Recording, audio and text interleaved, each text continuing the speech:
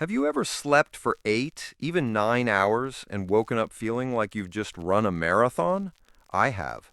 For years, I chased sleep like it was the final boss of wellness. I bought the blackout curtains, the weighted blankets, the chamomile tea. I did everything right.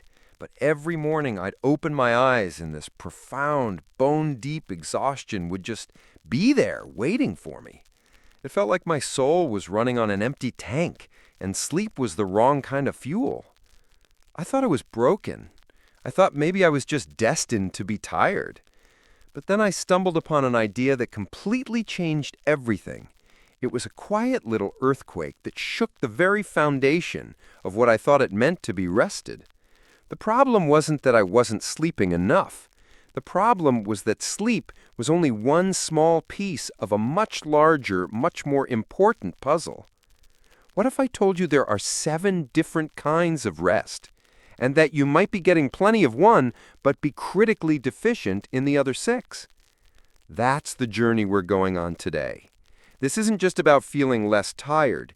This is about coming back home to yourself. And trust me, the last one on this list, it's the one that no one ever talks about, but it might just be the one that saves you. Let's start with the one we think we know: physical rest. We hear physical rest and we immediately think of sleep, of lying on the couch. That's passive rest, and it's crucial. But there's also active physical rest. This is the stuff that gets the tension out of your body. It's that gentle yoga, a slow walk without a destination, a good stretch in the middle of a stressful workday. It's the act of telling your muscles, hey, you can let go now. For so long, I thought any movement had to be a workout, a way to burn calories. I had forgotten that my body also needed movement that was just kind. It's not about pushing yourself. It's about tending to yourself. But what happens when your body is still and your mind is running 1,000 miles an hour? That brings us to the second type.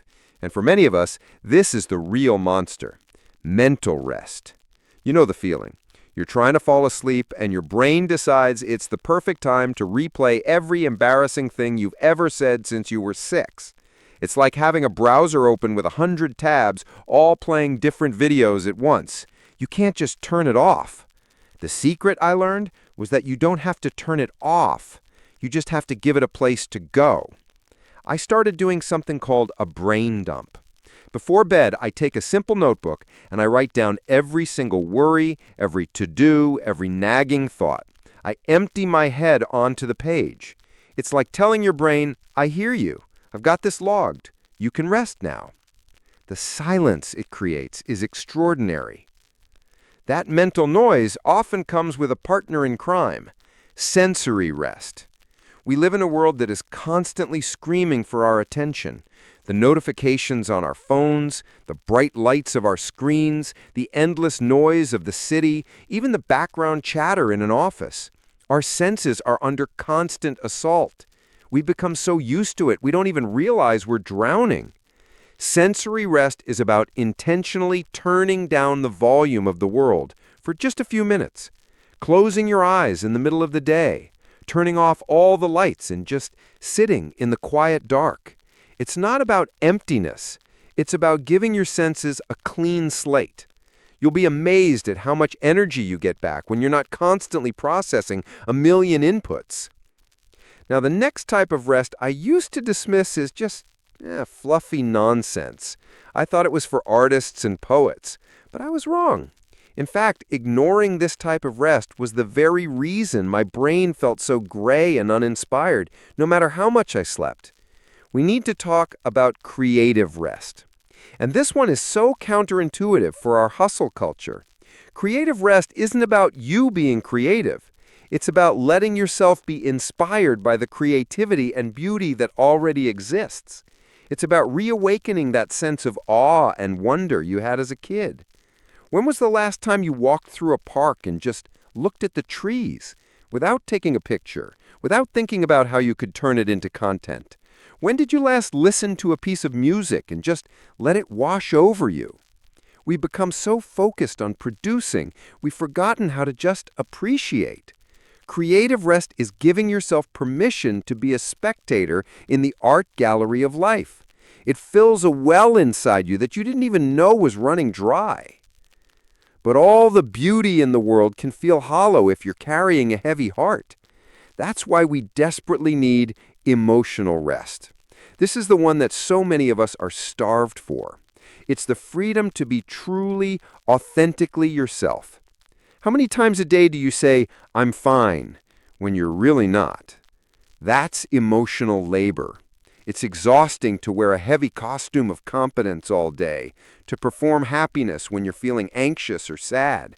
Emotional rest means having a space where you can finally take the costume off. It might be with a trusted friend, a therapist, or even just in a journal.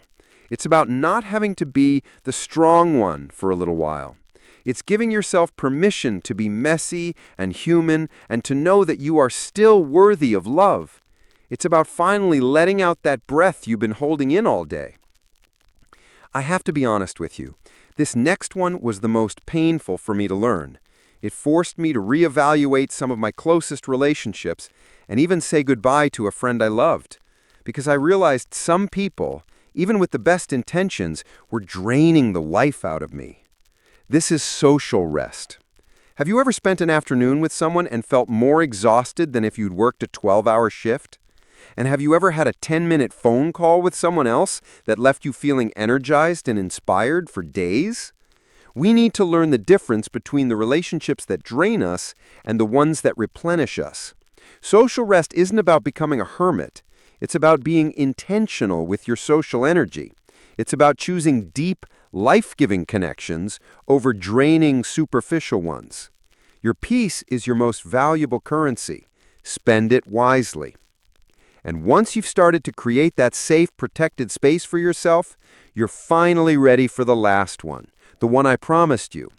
The deepest level of exhaustion isn't physical, or mental, or even emotional. It's a crisis of spirit. This is where we need spiritual rest. And please don't let the word scare you off. This has nothing to do with religion unless that's your path. Spiritual rest is the act of connecting with something bigger than yourself. It's that feeling you get when you look up at a sky full of stars and feel your own problems shrink. It's the sense of belonging you feel when you're part of a community, volunteering for a cause you believe in, or just sitting in nature and feeling its rhythm. It's the anchor for your soul. It's what reminds you that you are more than your to-do list, more than your job title, more than your anxieties. It's what reminds you that you are a part of this vast, incredible, mysterious universe. So you see, being tired isn't a sign of failure. It's a signal. It's your body, your mind, and your soul sending you a message, asking for what it needs. Your job isn't to push through it. Your job is to listen. You don't have to fix everything at once. Just start by asking yourself one simple question. Of these 7 types of rest, which one is my soul screaming for right now? Listen to that answer. Don't judge it. Just honor it. Because rest isn't a break from your life. It's the part that makes your life work. It's not the empty space. It's the space where all the magic happens. Start there. Start small. And watch how your world begins to change.